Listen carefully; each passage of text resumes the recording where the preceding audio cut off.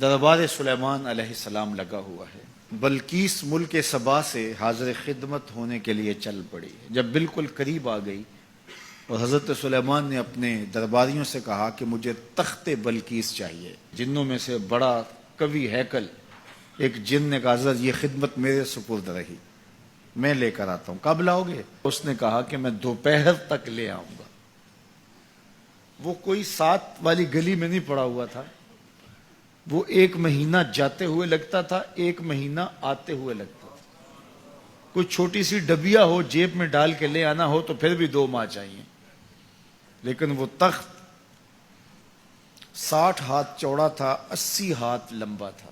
شرن جب ہاتھ کا لفظ بولا جائے کہ اتنے ہاتھ لمبا تو وہ کونی تک ہاتھ ہوتا ہے۔ یہ 1.5 فٹ کا آج کل ہمارا ہاتھ ہے، جب لوگ بڑے ہوتے تو سائز بڑا ہوتا ہوگا، تو بغیر کسی مزاحمت میں اس کو کاٹ کے بھی لانا ہو تو سال چاہیے، لیکن وہاں تو پہلے کھڑے ہیں۔ تو جن نے کہا کہ میں دوپہر تک لے آتا ہوں، بہت بڑی پیشکش تھی نا، لیکن حضرت سلیمان نے کہا نہیں، مجھے اس سے بھی پہلے چاہیے۔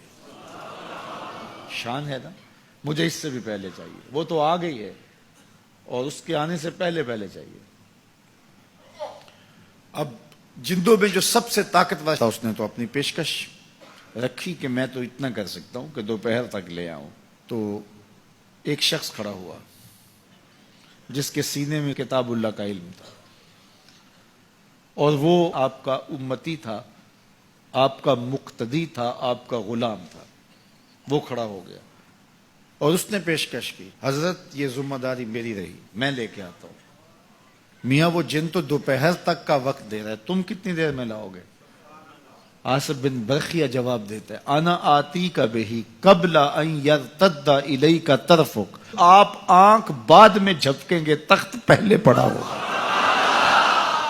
حضرت سلیمان نے بھی آنکھ نہیں جھپکی، تخت سامنے پڑا تھا۔ بے ساختہ پکار اٹھے، ھذا من فضل ربی، یہ میرے رب کا فضل ہے۔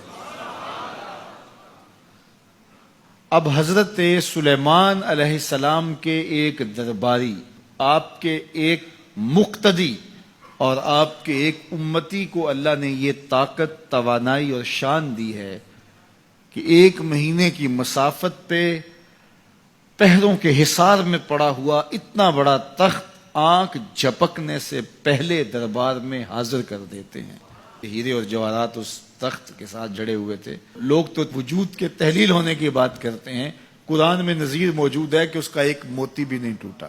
حضرت امام فخر الدین رازی علیہ رحمہ فرماتے ہیں، جب حضرت سلیمان کے مقتدی کی یہ شان ہے کہ آنکھ جھپکنے سے قبل اتنا بڑا تخت حاضر کر دیتا ہے، تو جس امام کے پیچھے مسجد اقصی میں حضرت سلیمان خود نماز پڑھی، اس مقتدا کی شان کا عالم کیا ہوگا؟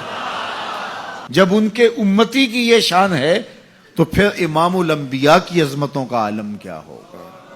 تو آنے واحد کے اندر تخت بلقیس کا حاضر کر دینا یہ نظیر ہے اس بات کی کہ ایک جگہ سے دوسری جگہ مختصر وقت کے اندر منتقل ہونا یہ کوئی مسئلہ نہیں ہے۔